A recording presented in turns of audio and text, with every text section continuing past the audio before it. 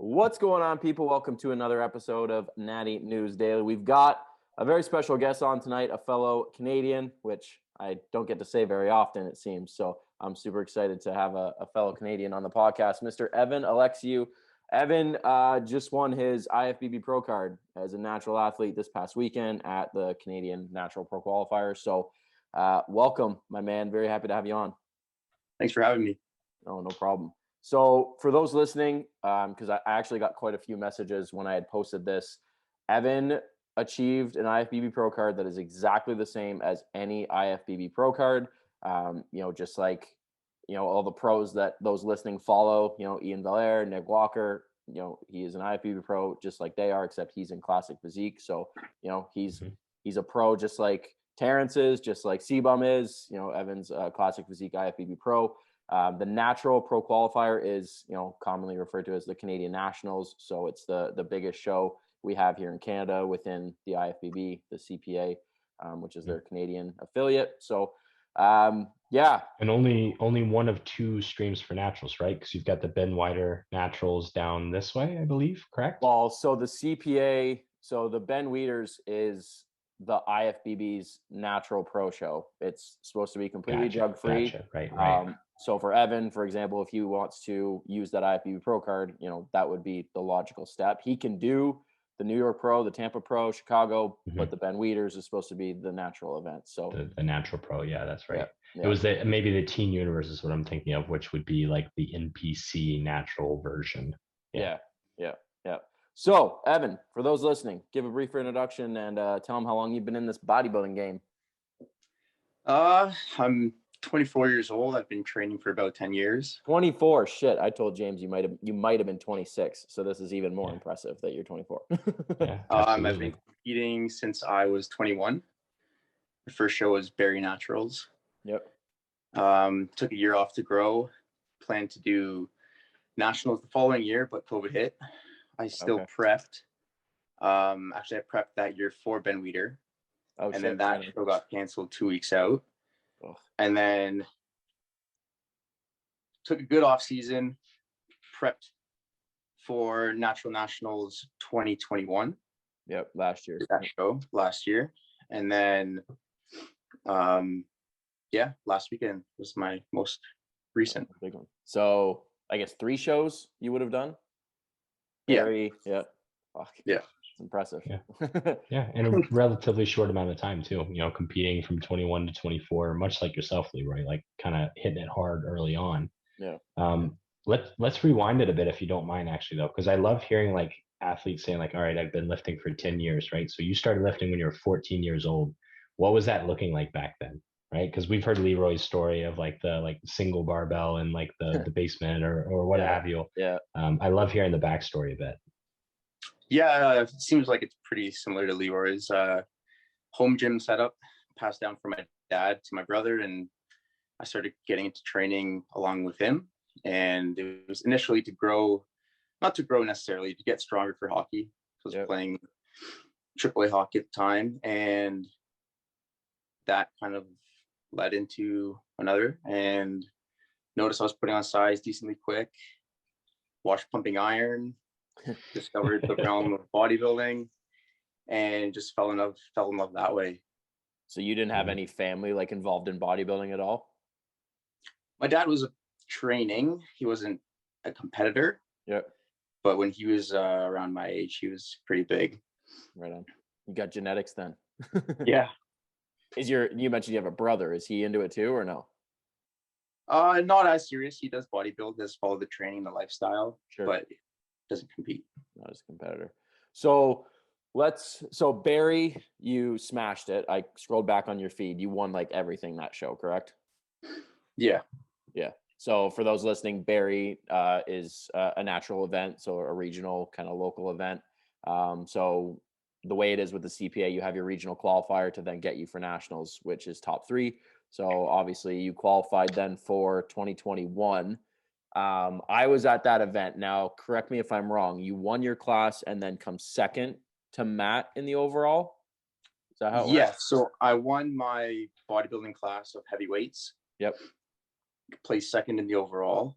And then won my classic class as well, and then also placed second in that overall. Did you happen to get feedback at all as to why you placed the way you did? The feedback I received was to bring a tighter package. Okay, so just conditioning. Conditioning, yeah, and that's what my coach Chris Lalonde and I strive for this prep. Is heavily conditioning based. I ended up dropping down from heavyweights into light heavyweights. Okay. Right at the top. That'd be a huge drop. Man, cut 20 pounds. Yeah, I sneaked in right at the top of the class, and yeah. What was the weight change from last year to this year? Not too drastic. I weighed in last year at 206.4, I believe it was. Okay. This year it was 198.2. Okay, so a good 8 pounds though, especially if it's 8 pounds of fat, like that's a noticeable difference. Yeah. What's the cutoff for classic for you? Depends how they hype me. Yeah, fair. I think this year it was 206, the lower level of Class C. Okay. So you still got room then. I think 206. I believe your weight cap I believe in the changes now. IFBB they do a different calculation. Yeah, I think now that you're a pro, it changes. I think you get an extra like 10 or 15 pounds buffer zone. Yeah, something like that. Which is nice. So fast forward now, this past weekend, what was your kind of focus going into nationals? Like, were you confident? Were you nervous? Like, where's your head at? Because like I like to get the mindset side of the game talked about, because I think a lot of people are interested in that. Me personally, I've never been nervous for a show. I'm always confident with the package that I bring to the stage. Yep. It's a long 16 weeks. I've always done 16-week preps. I feel like that's the sweet spot for me. Sure. Again, my coach and I, we really pushed hard this prep for conditioning. Yep. And leading up to the show, just kept it calm. Yeah. Slowly, gently landed the plane. What did the last couple weeks look like? Like, were you suffering at all, or? Yeah, it was a struggle. It was probably the toughest prep I've done. But try to stay positive as best I could near the end. Yeah. With you saying you're only doing 16-week preps, how heavy are you getting in the off season? How much are you dropping each prep on average? Oh, last off season I got up to 250. Shit. So it was a pretty big drop. So from 250 to 198? 250 was my peak bulk weight. I started prep probably around, I have it on my phone, I can't remember off the top of my head, maybe around 138, 142-ish. 238, not 148. Oh yeah, it's 238, sorry. So still though, that's like north of 40 pounds in 16 weeks, man. It's aggressive. Yeah. How much what were your calories at? We don't really do calories. We do volume. We basically start high and slowly take away, see how things are looking, because I train with my coach every single day. So he sees me in person. Yep. It's a lot easier to make those changes that you need to in person rather than over pictures. Yep. As I'm sure you know as a coach. Yeah. Oh yeah. There's definitely something to be said about seeing someone in person, right? Like even when I go to shows, it's like, you know, it could either be like, oh shit, you're a lot leaner than you looked in photos, right? Especially if like the lighting in clients' photos is, you know, not the easiest to tell. But on the flip side, sometimes you can be like, ah, shit, you weren't quite where I thought you were from. You had great lighting at home and it was kind of lying to us. But anyways, yeah, I agree. Like if you have that opportunity to see them in person, like for your coach, that's huge for sure. Yeah. And so we start cardio, well, at a higher amount of time, further out this year. And so try to nail me with that quicker. Sure. So I'm assuming with you saying that you adjusted volume of food, those foods really didn't change at all for the 16 weeks. Pretty standard kind of meal plan the entire way throughout. Yeah, that's right. Okay. Which, you know, it's kind of refreshing to hear that a little bit, because I feel like so many people went the route of like, if it fits your macros and flexible dieting. And I think our group is kind of somewhere in the middle where we have our staple diet, but then kind of adjust a little bit. But to hear someone like strictly just go the old school way of chicken, rice, broccoli, that's it. Wash, rinse, repeat. Yeah, well, leading up to the show, obviously, when you get closer, you change certain aspects of your diet. You pull certain things, replace certain things, into the nitty gritty. But for the most part, it was generally the same foods. Yeah. Have you always done that approach? Yeah. Have you worked with Chris the whole time? I have. Yeah. That's another thing that I think is really important for those listening is that, obviously you started competing at 21. So you've been working with him now for, 3-4 years, right? So you have that, he's got that eye for you. You guys know what works. Like that's huge, right? Same with my season. Like I had worked with Cliff, for almost 3 years by that time. So it was really, well, although we hadn't prepped, he kind of had a pretty good gauge for my body and how it was probably going to respond to things. So there's, again, more evidence of long-term coaching and not hopping from coach to coach and, trying 100 different things and trying to reinvent the wheel, right? Like if I'm similar to you, right? Like if I know these foods work, I like these foods, I like the simplicity of it, I don't like to think about it, then that's what I'm going to do. Well, especially since your feedback from that show was you just need to come in tighter, right? I mean, that's an easy fix if you're still that's like the sticking to the best same feedback. game plan.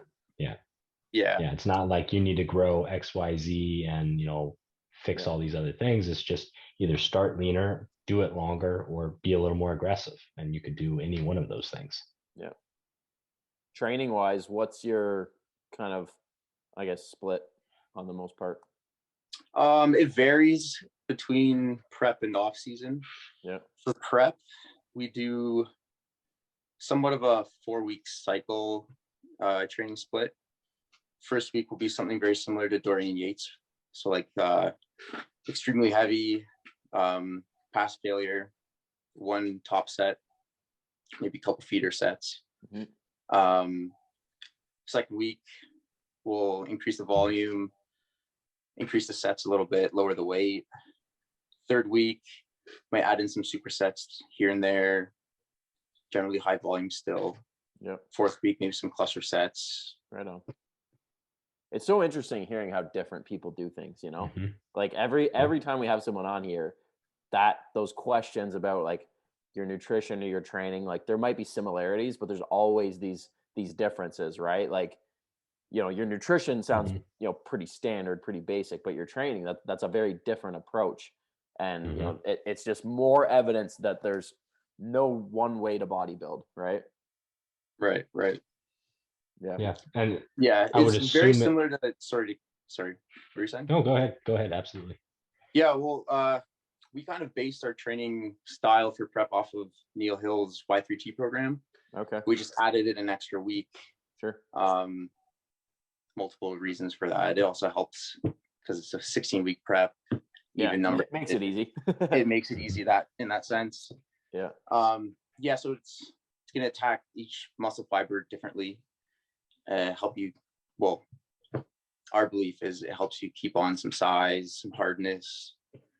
Oh yeah. And if your have that intensity high is volume there, to help with your expenditure and fat burning and with I would have to imagine that it would help with fatigue management just in general, right? Because if you're only attacking those like heavy weights with high intensity that 1 week, it's not that you're not training hard the other weeks, but it's just a completely different stimulus. So you're not just like grinding yourself away the entire time. So it's almost like you're like deloading every week, which I know would stress the heck out of some people. Like Dan especially is very regimented. So I think that program, he'd have like panic attacks every week, but it's obviously working, right? Yeah, I feel like it hits your CNS different. Definitely. Sweet. So fast forward to now, new IFBB Pro. So you won it in classic physique. Run me through your head about, I don't know, maybe the mindset of not getting it in bodybuilding. Like, did that upset you at all? Like, I know for me, like I would say like a bodybuilding purist. Like if I was going to turn pro, I'd want to do it in bodybuilding. That's just me. Did you have any mindset towards that? Or were you just like, man, I want to turn pro. I don't care what division, because I know I'm good enough for either or. Basically that last part you just touched on, being a pro, you can switch categories. Once you have that card, you have that card. Yeah. And of course, I would have loved it to get in bodybuilding. Prince got it. Super happy for Prince. Great guy. Yeah, for sure. Talked to him a bunch backstage. Competed against him last year. But getting in classic is just as good for me. So yeah. You've got you've clearly got a good build for it, right? Like, there's something to be said about classic and it not fitting everybody, right? Like bodybuilding, there's a spectrum for bodybuilding, whereas classic, I think it's a bit narrower of a look, right? Because a lot of it is based on your bone structure and like how wide your shoulders are, how small your waist is, your rib cage. Like if you can pull a vacuum, for example, like that can all very much favor classic physique. Whereas bodybuilding, you can get away with maybe not having as prominent of those attributes, right? And posing. What's the plan now? Have you guys looked at, potentially next year, or are you going to take some time now to really kind of grow into that pro card? What are you thinking? I've never been one to put timeframes on these sort of things. Like even when I mentioned earlier, I've been training for 10 years and since I was 14, and it took me until I was 21 to compete. Yeah. That was just because I felt at that time I was ready. Sure. So it's probably going to be similar this time. I don't think it's going to take too long for me to feel ready. Yeah. But definitely maybe a year. Put on size. Yeah. Is there any specific areas that you want to build up between now and then? Specifically, no. I think I have a relatively well-balanced physique. I agree. So I would like to just keep putting on muscle in areas that I have. Yeah. And see where that goes and reevaluate. Did you happen to talk to the judges afterwards at all to get anything from them? No, I didn't. I would have been curious to see if they had any like feedback at all for that, because there's always, like, you for sure have a very balanced physique. I wouldn't say there's any glaring weak points, but there's always things that can be worked on, right? Oh, so yeah. I would have been interested to hear if they had anything on that side of it, because I think seeing you last year to now, you definitely brought the conditioning a lot better. So it'll be interesting to see like what can transpire next year with a bit more muscle with the same conditioning. Yeah, thank you. Do you intend to compete in classic when you make your pro debut? We'll see what my weight is. Yeah, fair. Yeah, fair. Get up there with Matt again. That'd be cool. Question, loaded one, and you can veto this question. Do you intend to stay natural? We'll see where the road goes. Yep. I don't like saying things that they're maybe not set in stone. Maybe life changes. Oh, for sure. Yeah. So we'll see how the off season goes. Yep. Yeah. It sounds like too, you've got a good support system with your coach and everything too, right? So you have someone that you can have that open dialogue with, and get quality information versus the people that are getting their PED use from TikTok. Yeah. That's awesome, man. I think the future is bright. I think seeing, like, being there in person, right? Like there's athletes that you see photos online, and everybody will attest to this, that like the photos don't always tell the full story, but being like standing next to you backstage, right? It's like, okay, this is an athlete that's going to bring it today. And, I sent you that message after that you were right there. I guess I didn't tell James this. So bodybuilding obviously started the show, and you won your class and then come second in the overall. And I messaged him on Instagram and was like, you're right there, man. Like, you're knocking on it. And then literally within like 5 minutes, and new Classic Physique Pro. I was like, there it is. Mm-hmm. How'd that feel? Was that, because that's obviously you've competed now for quite some time, and you follow the sport. Like how did that feel when they announced it? Was it surreal? Yeah, that's a word you could use for it. It's definitely left me lost for words, even to this point. Probably more so too, like especially after last year, like missing it that first time, right? Definitely emotional. Yeah, for sure. A lot of emotions flooding in. This year's lineup was stacked. Agreed. Very competitive show. Everyone brought it. Every class was competitive. It was great. And yeah, to be up there with those guys and to have them pushing me and me pushing them, it was great. Even backstage, it was great camaraderie between everyone. Yeah. And yeah, that moment, it's one I'll remember. You have plenty of video, I'm sure, from many in the audience. You'll be able to watch that back forever. Yeah. That's sweet, man. That's sweet. So I guess closing this out, what's the next like 6 months look like? Is it, do you take your time to get in the off season, or are you like hitting the gas hard like now? Taking my time, easing into the off season. Yeah.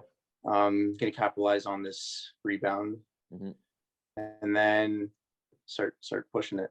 Yeah, that's sweet, man. That's sweet. Yeah. All right, dude. I appreciate you coming on. I really think this was a good one to show people that, like, the amount of messages I got on my personal page and then the Natty News page that like, Natural IFBB Pro, like, what are you talking about? They're all liars. This is stupid. I'm like, people. I just wanted to throw my phone. I just want to throw my phone across the room, right? But you're starting to see more natural athletes, right? That are achieving, especially it seems to be classic physique specifically. A lot of natural guys are knocking on those IFBB Pro cards naturally, which is pretty cool. And hopefully, we continue to see that, right? Because it only makes our side of the sport a lot better. Yeah, I think it's pretty great. Yeah, we just need the IFBB to give you guys more pro show options besides the Ben Weeders. Maybe one day. We need the Ben Weeders to come back to Canada, first off. We're due for our, because it's supposed to flip, right? It's supposed to like. Yeah, when I was prepping for it, it was going to be in Montreal. Yeah. I remember looking at that too, and like had that on my radar because it was in our homelands, but last 2 years it's not been. But anyways, I'm rambling now. So thank you, man. Where can people find you social media wise if they obviously want to follow your journey or reach out with any questions? Right now I'm just on Instagram at Evan Alexiou. You can find me there. Cool. Not the most active, but he's there. Getting there. Getting there. Awesome. I appreciate it, man. Thank you for coming on. If you guys enjoyed the episode, obviously you know what to do. Give it a like, follow Evan, show him some love on Instagram there, and we will catch you guys in the next one.